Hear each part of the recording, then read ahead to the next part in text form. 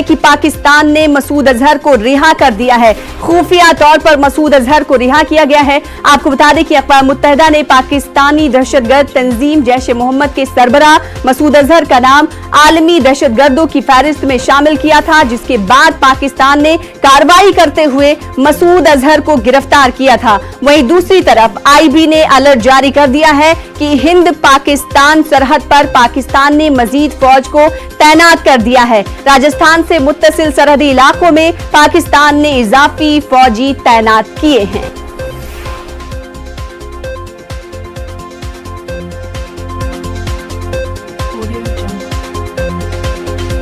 तो खुफिया जराये के हवाले से हम आपको बड़ी खबर दे रहे हैं। पाकिस्तान ने मसूद अजहर को रिहा कर दिया है। खुफिया तौर पर मसूद अजहर को रिहा किया गया है।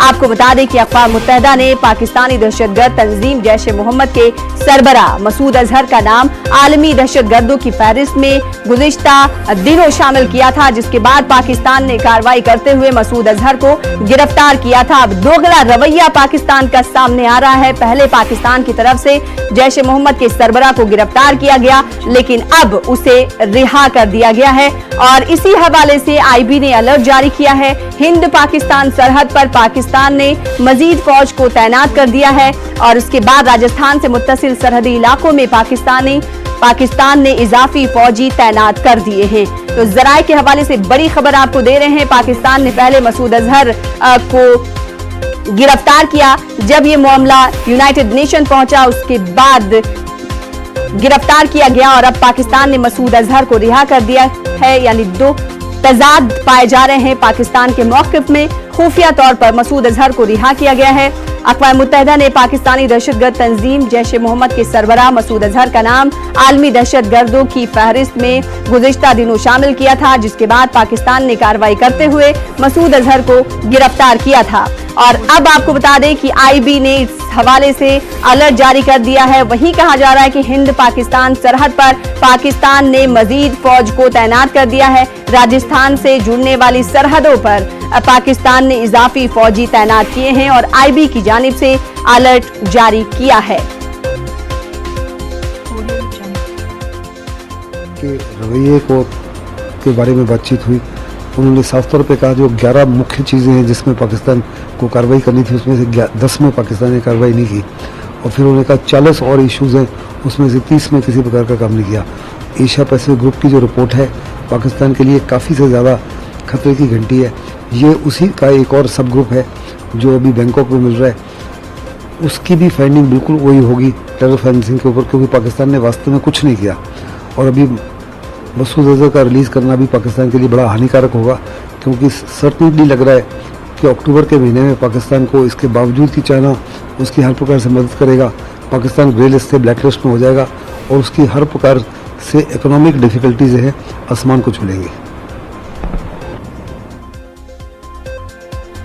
अक़वाम मुत्तहिदा की इंसानी हुकूक कौंसिल यानी UNHRC का इजलास आज से शुरू हो रहा है। आज से 27 सितंबर तक जेनेवा में होने वाले इस इजलास में कश्मीर का मसला उठ सकता है। पाकिस्तान की पूरी कोशिश है कि UNHRC में हिंदुस्तान को कश्मीर के मुद्दे पर घेर सके। पाकिस्तान के वजीर खारजा शाह महमूद कुरैशी पाकिस्तान की नुमाइंदगी करेंगे। आपको बता दें कि जम्मू कश्मीर से दफा 370 की मनसूखी के बाद पाकिस्तान ने यह मुद्दा अक़वाम मुत्तहिदा की सलामती कौंसिल में उठाया था, लेकिन वहां पाकिस्तान को मुंह की खानी पड़ी थी। चीन को छोड़कर किसी भी मुल्क ने पाकिस्तान का साथ नहीं दिया था। तो अक़वाम मुत्तहिदा की इंसानी हुकूक कौंसिल यानी UNHRC का इजलास आज से शुरू हो रहा है। आज से 27 सितंबर तक जेनेवा में होने वाले इस इजलास में कश्मीर का मसला उठ सकता है। पाकिस्तान की पूरी कोशिश होगी कि UNHRC में हिंदुस्तान को कश्मीर के मुद्दे पर घेर सके। पाकिस्तान के वजीर खारजा शाह महमूद कुरैशी पाकिस्तान की नुमाइंदगी कर रहे हैं। आपको बता दें कि जम्मू कश्मीर से दफा 370 की मनसूखी के बाद पाकिस्तान ने ये मुद्दा अक़वाम मुत्तहिदा की सलामती कौंसिल में उठाया था, लेकिन वहां पाकिस्तान को मुंह की खानी पड़ी। चीन को छोड़कर किसी भी मुल्क ने पाकिस्तान का साथ नहीं दिया था। अब देखना होगा कि आज जब ये इजलास आज से शुरू हो रहा है, पाकिस्तान क्या कुछ मौक़िफ़ अपना रखता है कश्मीर के हवाले से। तो हिंदुस्तान ने मुंह तोड़ जवाब भी दिया था, आज भी मुंह तोड़ जवाब देने के लिए हिंदुस्तान पूरी तरह से तैयार है। इजलास में एक बार फिर से कश्मीर का राग अलाप सकता है। पाकिस्तान।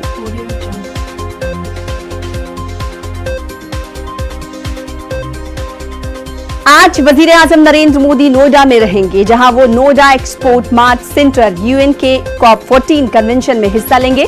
इनके साथ यूपी के वजीर आला योगी आदित्यनाथ भी मौजूद रहेंगे। आपको बता दें कि 2 सितंबर को COP 14 का इफ्तिताह मरकजी वजीर प्रकाश जावड़ेकर ने किया था। प्रोग्राम का इनेकाद दुनिया को बढ़ते सहरा से बचाने के तहत किया गया है। दुनिया के तकरीबन 196 ममालिक के नुमाइंदगान इस प्रोग्राम में हिस्सा ले रहे हैं।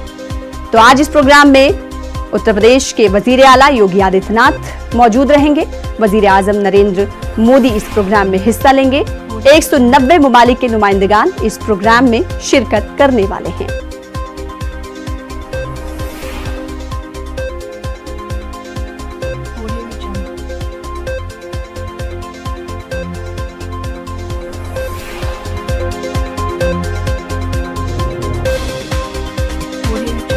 सदर जमहूरिया रामनाथ कोविंद बीती रात बैरून ममालिक के लिए रवाना हो चुके हैं। रामनाथ कोविंद के साथ उनकी अहलिया भी मौजूद थी। सदर जमहूरिया रामनाथ कोविंद आयरलैंड, स्विट्जरलैंड और स्लोवेनिया के दौरे पर हैं। सदर जमहूरिया का ये दौरा 9 दिनों का है। अपने इस 9 रोजा दौरे के दौरान सदर जमहूरिया 3 ममालिक के दौरे पर हैं। सदर जमहूरिया अपने दौरे के दौरान तीनों ममालिक के आला रहनुमाओं से बातचीत करेंगे, जिससे बाहमी ताल्लुकात को मजबूती मिलेगी।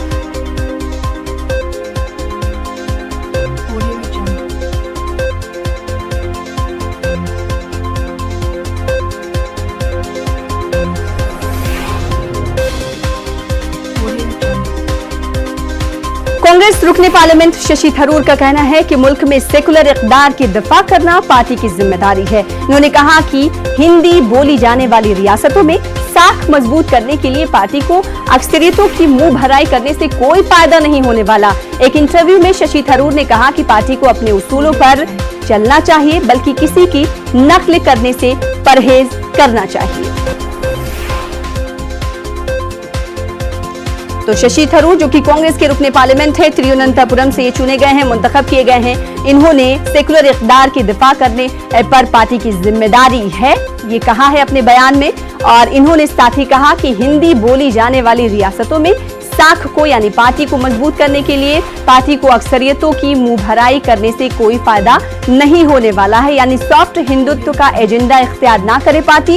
एक इंटरव्यू में शशि थरूर ने कहा कि पार्टी को अपने उसूलों पर चलना चाहिए, बल्कि किसी की नकल करने से परहेज करना चाहिए। तो पार्टी के उसूलों की बात की है शशि थरूर ने, जो कि अपने बयान के लिए जाने जाते हैं, काफी मशहूर हैं शशि थरूर। तिरुवनंतपुरम से इनका इंतखाब हुआ है, पार्लियामेंट मेंबर ऑफ पार्लियामेंट चुनकर आए हैं। उनकी तरफ से ये बयान दिया गया है कि पार्टी अपने उसूलों पर चले, ना कि किसी की नकल करे, यानी पार्टी को अपने उसूलों पर चलना चाहिए, किसी की नकल करने से पार्टी को परहेज करना चाहिए।